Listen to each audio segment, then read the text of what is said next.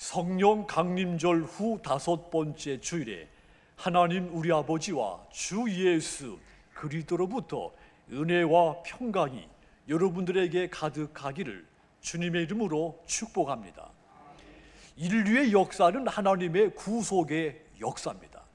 그 가운데서도 이스라엘의 역사는 하나님이 인간을 어떻게 구원하시는가를 보여준 역사입니다. 자, 하나님의 이 구원의 역사는 심판과 회복이라는 이 과정을 통해 성취가 됩니다. 수많은 증거들 가운데서 오바댜서를 통한 이 심판과 구원은 매우 상징적인 이야기입니다.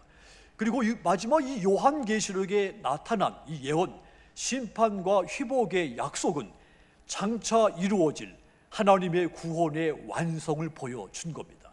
자, 이 오바댜 선지자는 하나님께서 이 이스라엘을 괴롭혔던 이방 민족들, 그들을 심판할 것이라고 예언한 겁니다. 1절에서 밝혔듯이 여러 이방의 족속들 가운데서 특별히 에서의 후손 에돔 족속이 심판받게 될 것이다 예언한 것입니다. 에돔 족속은 이스라엘 백성들에게 매우 가시 같은 존재였습니다. 에서와 야곱은 쌍둥이 형제입니다. 에서가 형이고 야곱이 동생인 것은 잘 아실 것입니다. 에서와 야곱 조부모 아브라함과 사라입니다. 부모 이삭과 리브가입니다. 이 에서와 야곱이 같은 조상을 두었다는 이야기입니다. 자, 그런데 이 에서와 야곱이 형제지만 갈등 관계에 있었습니다. 이들은 태중에 있을 때부터 싸우던 관계였습니다. 야곱은 에서의 발꿈치를 잡고 태어났고 야곱이 장성한 후에는 장자권을 얻기 위해서 팥죽 한 그릇으로 형을 속여 이 장자권을 뺏은 그런 이야기는 잘 아는 이야기입니다. 결국 야곱은 아버지의 약속 이삭의 축복을 받아냅니다.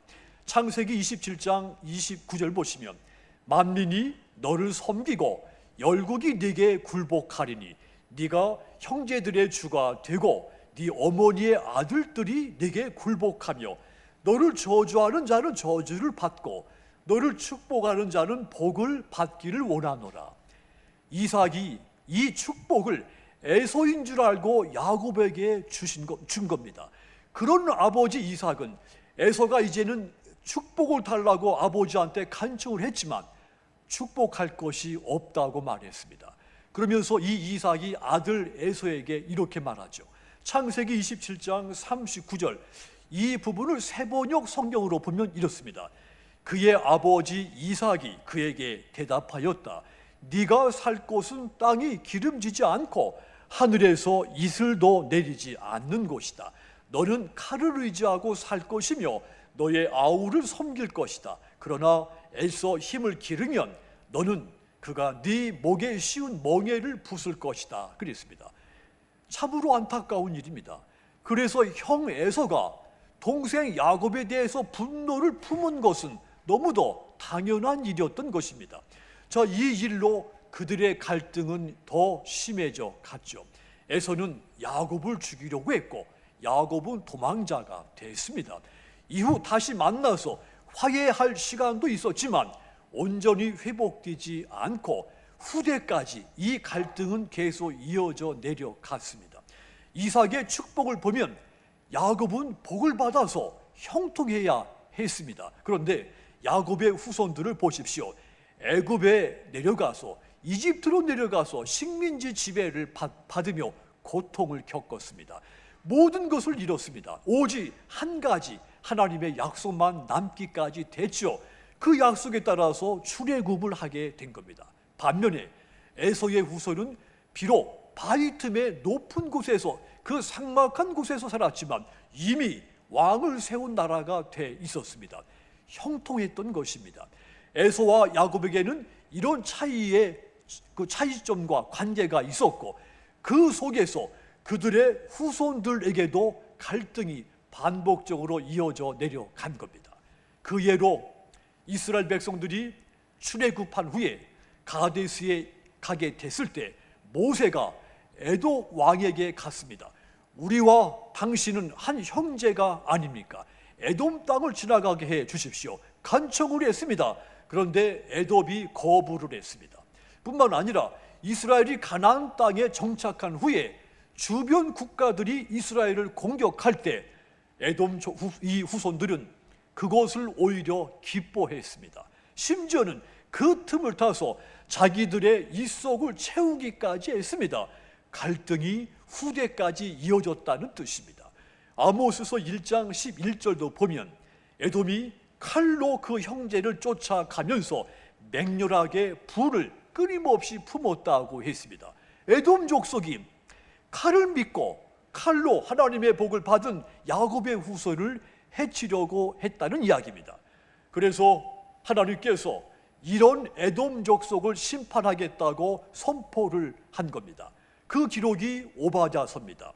오바자서 1장 4절에서 9절까지 보면 이 에돔 족속이 얼마나 철저하게 심판을 받게 되는지 상세하게 기록이 되어 있습니다.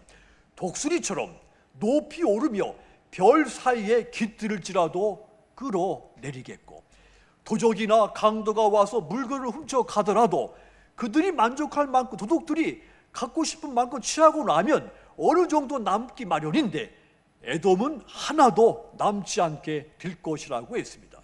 에돔과 조약을 맺은 자들이 배신하고 화목했던 자들이 에돔을 속이면서 마침내 에돔이 멸망하게 될 것이라고 했습니다. 에돔 족속이 그동안 쌓아온 부와 명예, 지혜, 용사들 다 멸절된다는 이야기입니다. 이 예언대로 유다 나라의 마카비 왕조가 들어섰을 때 이 에돔이 유다에 편입이 됩니다. 그러면서 에돔 족속은 영원히 역사에서 사라지고 맙니다. 그런데 여러분, 하나님의 심판, 이 에돔 족속에게만 있는 것이 아닙니다. 15절 16절에 보시면 하나님께서 만국도 심판하시겠다고 했습니다. 자, 이 말은 모든 만국이 에돔과 같이 죄악 중에 빠져 있다는 이야기입니다. 곧 모든 나라가 심판을 당할 것이라고 선포를 한 겁니다.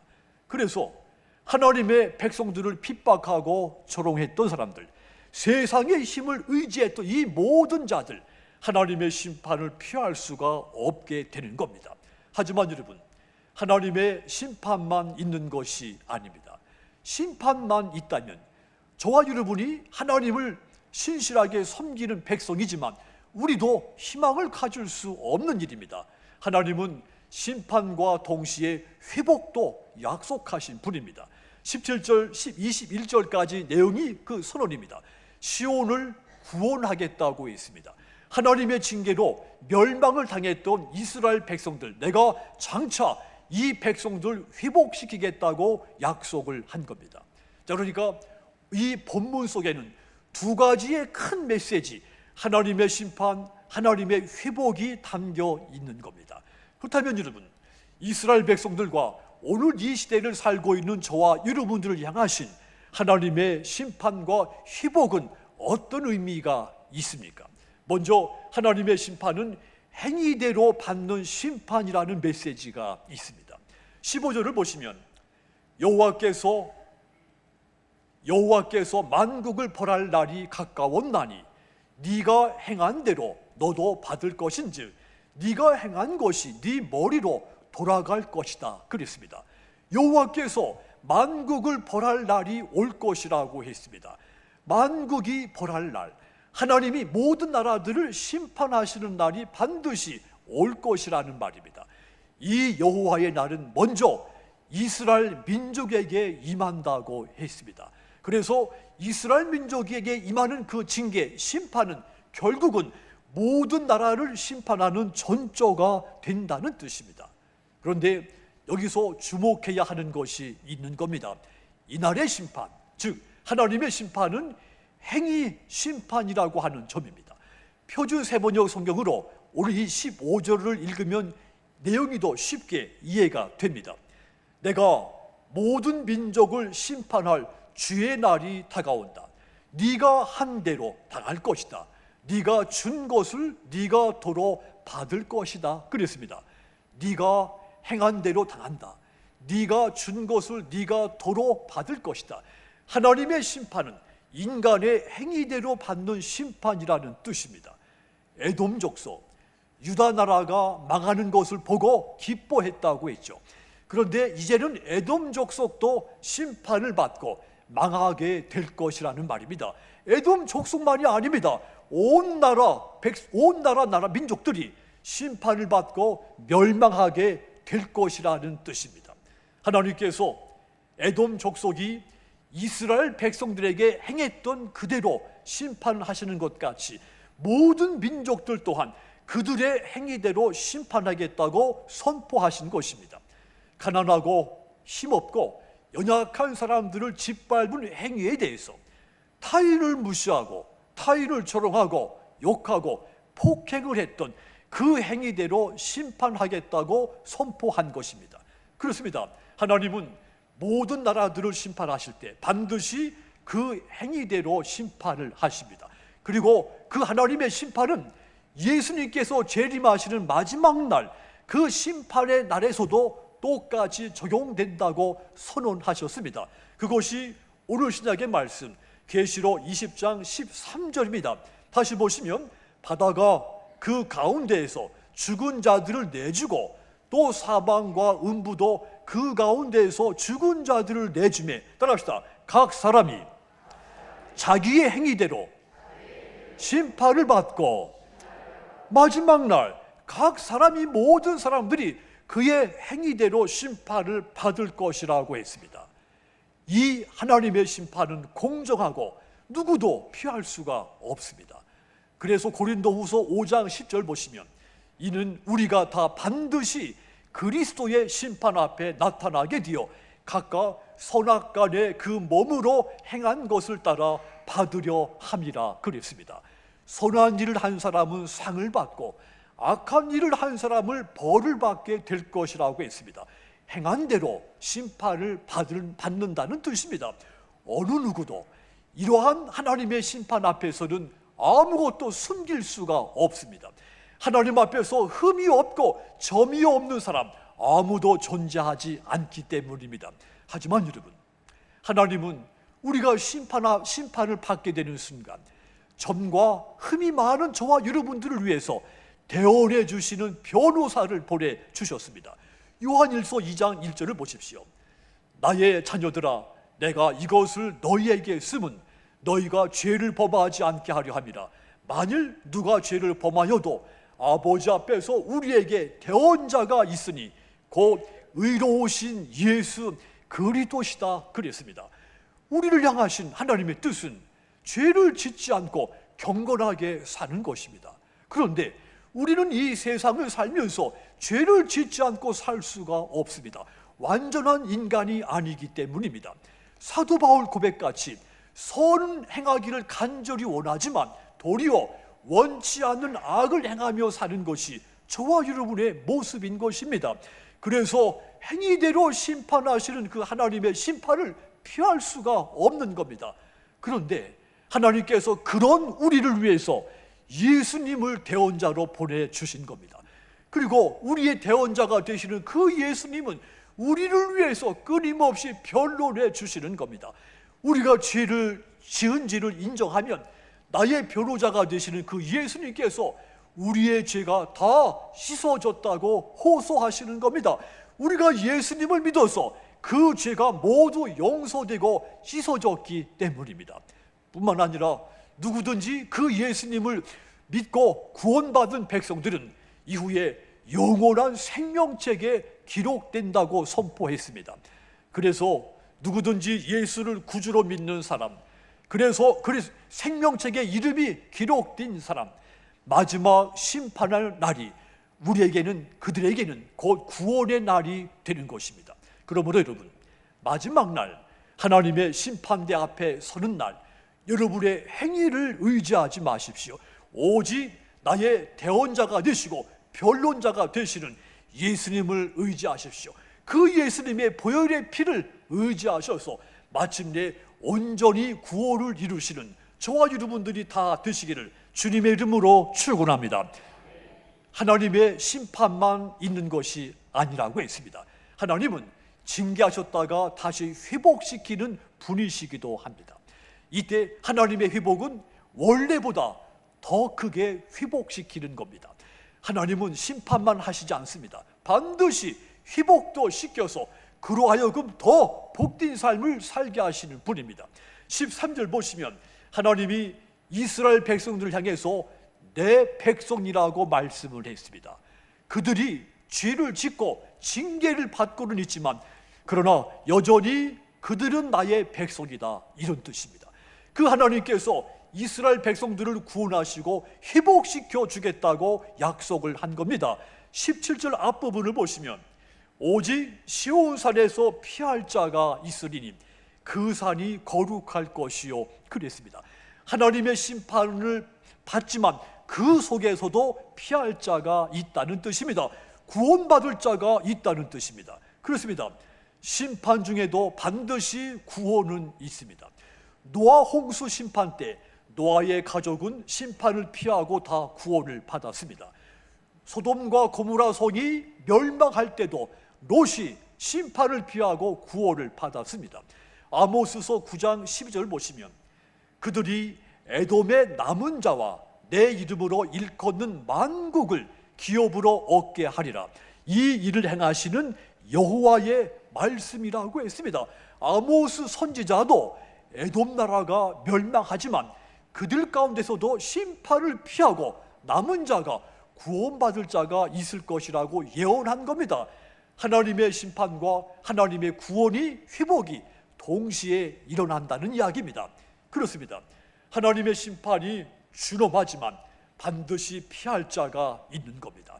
끝까지 성전에서 하나님을 의지하는 사람, 하나님께 돌아와서 구원과 회복을 간절히 구하는 사람, 그들에게 하나님은 심판을 내리지만 그 가운데서 그들을 구원하시는 겁니다. 원래보다 더 큰 회복을 받게 만드시는 것입니다. 그런데 여러분, 하나님이 심판하셨을 때 그 심판에서 구원을 받기 위해서는 한 가지 조건이 있습니다.